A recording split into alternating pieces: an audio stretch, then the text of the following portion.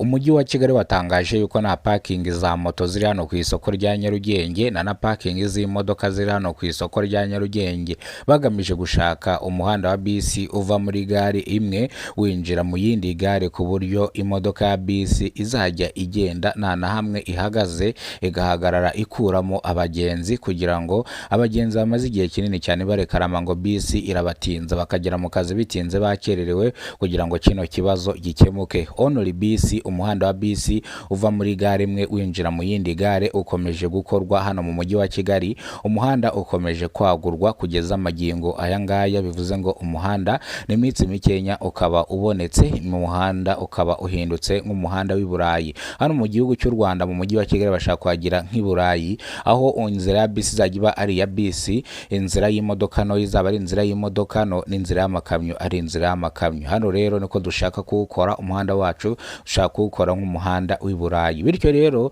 gushakisha umuhanda wa bisi uri gutuma benshi babihomberamo, abenshi bakarekarama, cyane cyane abakora hano ku isoko rya Nyarugenge. Bavuga yuko kuba nta parking bafite ari ikibazo gikomeye cyane.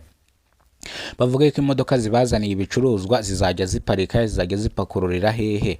Ibingibi rero nibyo bibangamiye abafite imodoka ku kiti cyabo, se bavuga yuko bazajya baziparika hehe. Ibingibi rero nabyo birababangamiye. Ariko umujyi wa Kigali mu gihe wavuze ko ugiye gushakisha uburyo ki bazajya baparika, wasabye abafite imodoka zabo ku giti cyabo kujya bazijyana kuziparika muri basement, kuko hano mu mujyi wa Kigali hari basement nini cyane, nyinshi cyane, ndetse zifite parking nini cyane. Bakaba baparitse muri basement mu gihe ari gushakishwa bazajya baparika imodoka zabo bwite, cyangwa ababishoboye bazajye bashaka abashoferi babazane babageze mu mujyi, bongera abashoferi batahana imodoka, akazi nikarangira bongere babahamagare baze kubatwara.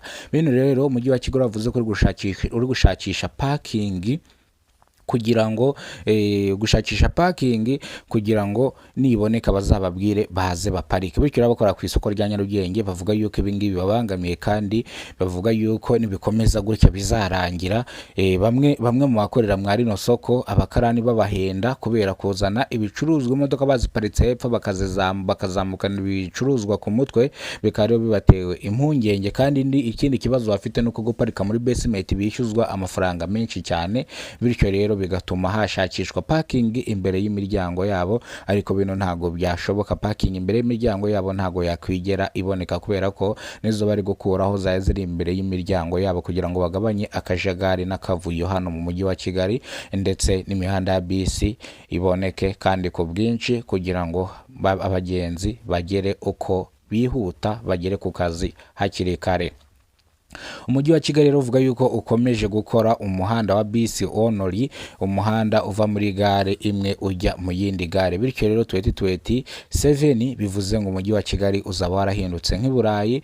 Umuhanda wa bisi, umuhanda w'imodoka ntoya n'umuhanda w'imodoka nini, bivuze ngo ibingibi nibyo biri gukorwa. Ni projet yateguye igihe kinini cyane, ariko ubu ngubu ikaba iri gushyirwa mu bikorwa. Abamotari byemejwe yuko bava mu mujyi wa Kigali. Abamotari badafite ibyangombwa byuzuye, bafite moto zishaje, badafite amajiri, bagiye gucibwa mu mujyi wa Kigali. Ubu ngubu moto zigezweho ni moto z'umuriro, moto uzajya uyitwara usa neza, aho uzajya uyitwara na moto isa neza. Bivuze ngo ugomba kugirira isuku moto yawe. Byemejwe ko rero moto itubahirije cyangwa itujuje ibisabwa igomba gucibwa mu mujyi wa Kigali, ikajya mu nkengero z'umujyi wa Kigali, nabwo bazayifata nabwo bakongera bakayica. Bityo rero moto bazishakira ibyangombwa byuzuye, kandi moto igiye ihora iri ku isuku na nyirayo ari ku isuku. Bivuze ngo turashaka isuku hano mu mujyi wa Kigali.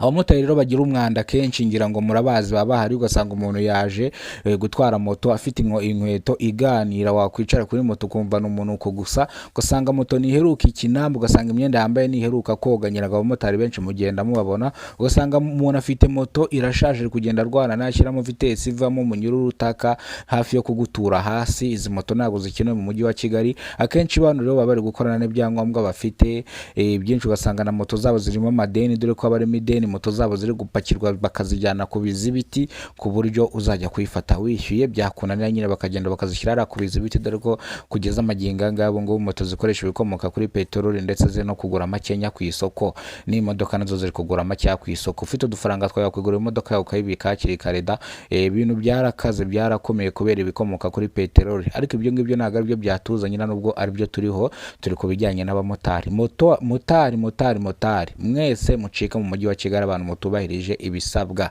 Rero iyi nkuru dukoze cyangwa rino tangazo dukoze turarikesha ibinyamakuru byanditse, kubera ko natwe twasomye ibitangazamakuru kugira ngo dukore iyi nkuru twifashisha ibitangazamakuru byinshi bigiye bitandukanye, tugenda duhuza inkuru kugira ngo muyimenye. Iyi nkuru rero nahangaha irangiriye, bivuze ngo umuhanda wa bisi onori urakomeje hano mu mujyi wa Kigali. Kora subscribe